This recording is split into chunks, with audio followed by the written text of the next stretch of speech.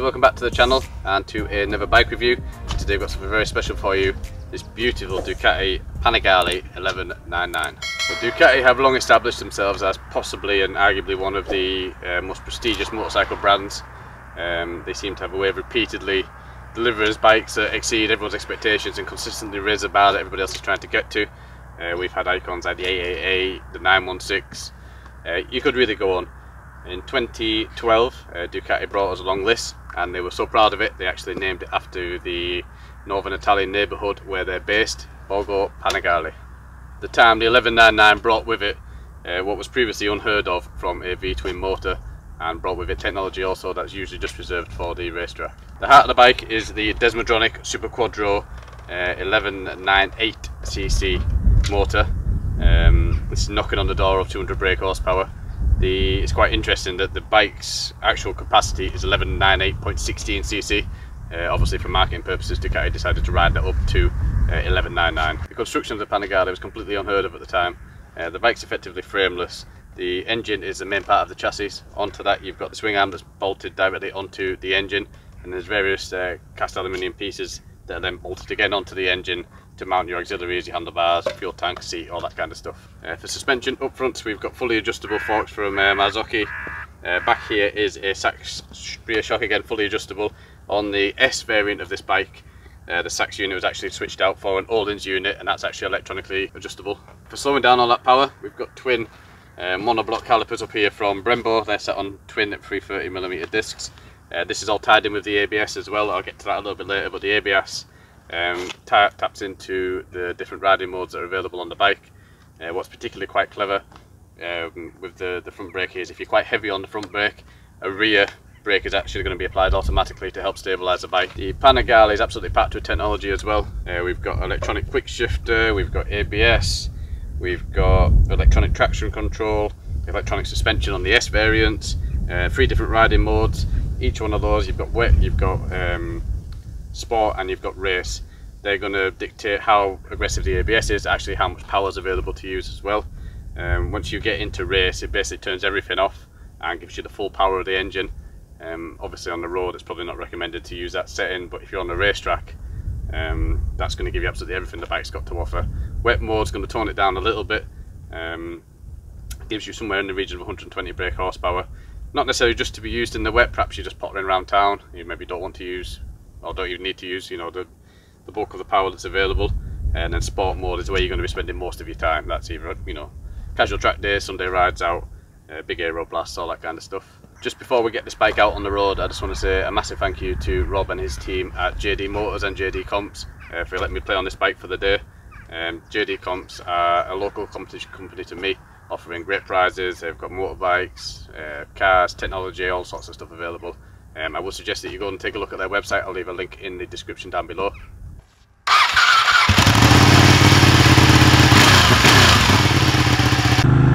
Okay, so first thoughts, absolutely terrifying. It's incredible how small the bike feels. The tank is so short that you're almost hunched over yourself.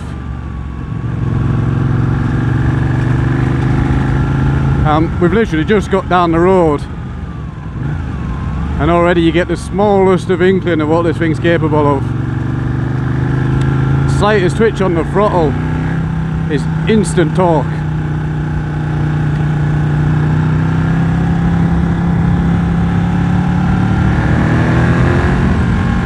I just can't believe how small it feels. The tank is just really so short. You know, you could get tucked in so quickly. Alright, let's have a little go.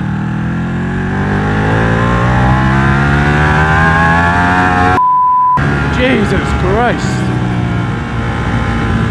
Wow, that is something.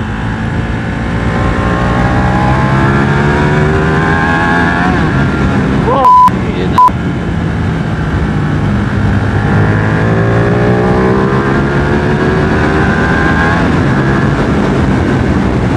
Wow. Wow.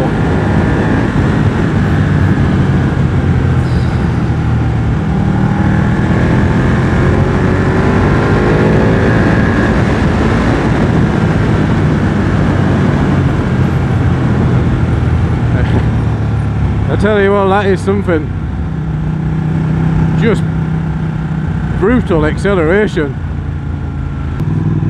And I think it's absolutely insane to think about. A short blast there where you just open the throttle is, you're not even really scratching the surface of what this bike can do. The array of options you've got, the array of settings is just mind-boggling, really. Certainly more than you can ever cram into a video.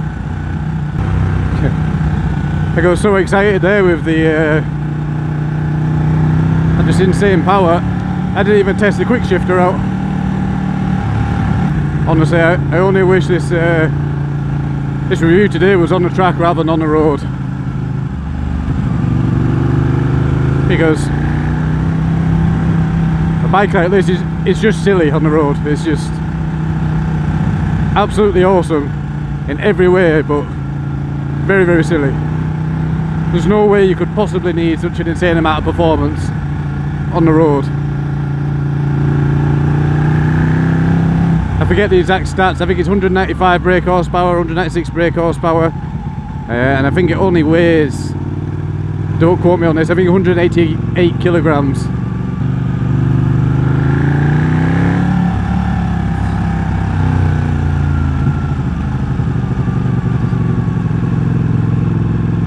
Distinctive note of a Ducati, who doesn't love that? Having only Ducati could make a bike like this, that's so new in terms of technology and performance, but yet somehow make it feel nostalgic when you ride it.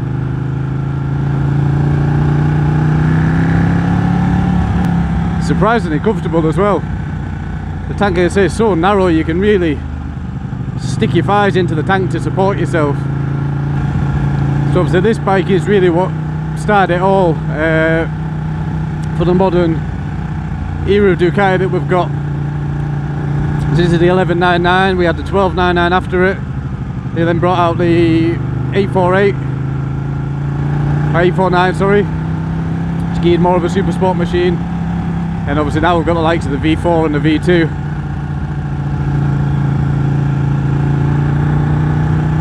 But honestly, riding this out, I struggle to see how they could improve. What could they do more? It just really should be criminal to be stuck in traffic on when you've got this kind of a performance available. This is not the place for it at all. Obviously you absolutely can't do the bike justice at 30 mile an hour in second gear wanting to get going. But it's just, you can see the RPM there just shuddering a little bit. It's just fighting to get going, and the slightest twitch, it's just ready to pull your arms right out of the sockets. So just while we're cruising a little bit slower here, one thing I'm not really keen on, if I'm honest, is the mirrors. I mean, they look just fine, but they vibrate a hell of a lot, and they don't really do much other than give you a good shot of your elbow. So while you're cruising a little bit slower here, you do start to get a little bit uncomfortable, the weight on your wrists. You can feel it slowly trying to toast my feet, but hey, you can't blame it. This is by no stretch of the imagination what it was designed to do. I just generally can't get over how small the bike feels. You almost feel like you're peering over the top of it. Very, very, very narrow, so slim. The tank is so short. It definitely doesn't feel like you've got a 1200cc engine down there, that's for sure.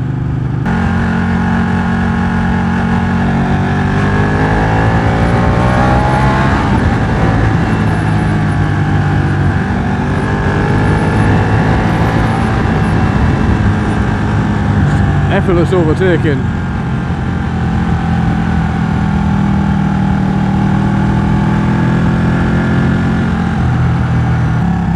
Effortless to ride really on the road, you know, it's considering what it's capable of.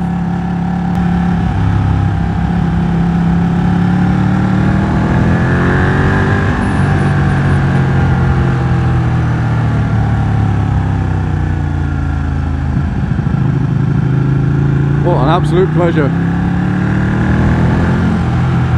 So I've been on this bike for quite a while now, and it's incredibly confidence inspiring. I can imagine it being just obscenely addictive at the track, consistently just gaining more confidence, adjusting the settings on the bike, getting faster. This bike really has so much to give. Again, just a huge thank to the guys at JD Motors for letting me borrow this bike for the day. They're a great company, a great set of lads, all genuine enthusiasts. Having some fantastic prizes at some great odds. I would highly recommend you go and take a look at their website. Again, the link is in the description and the comments down below. Let's have a little look at this quick shifter.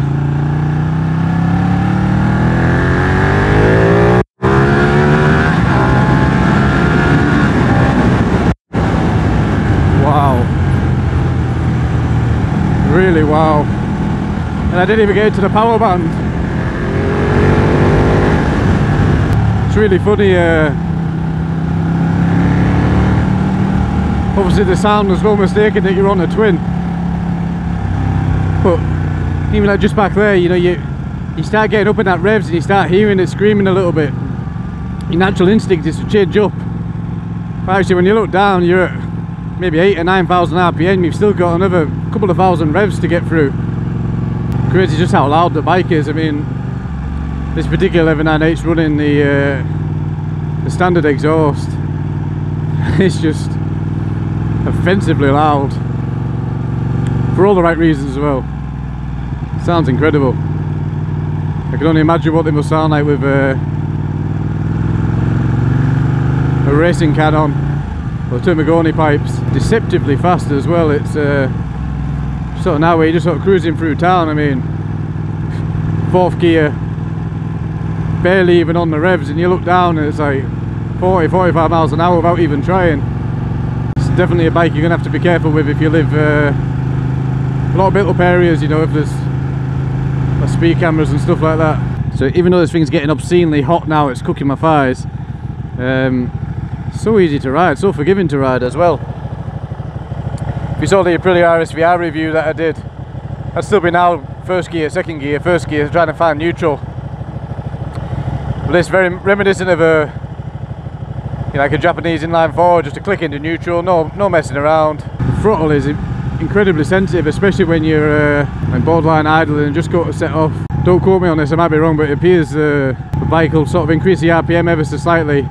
Little blips of the throttle just to keep it idling sweet. Okay, if you've had twins in the past, or even if you saw the RSVR review that I did, there'll be times where, you know, you can maybe coming from first at low RPM and maybe pull the clutch in, and it's not quite stalling, but it's borderline stalling. You know, you can instant sort of starvation of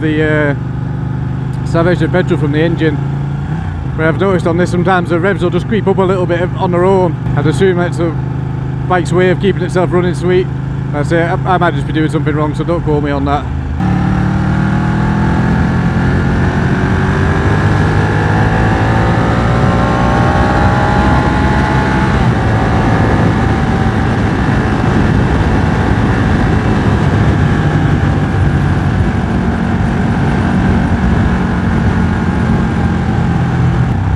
Clutchless upshift is so nice.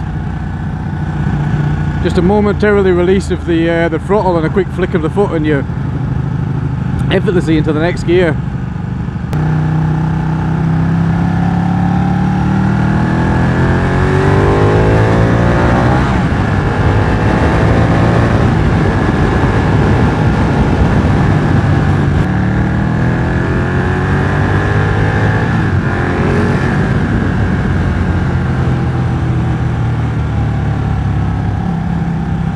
So intoxicating just to land the throttle on a little bit as soon as you see a stretch of open road. Really on the road, we're only ever so slightly scratching the surface of what this bike can do. I'm seriously impressed. Absolutely phenomenal.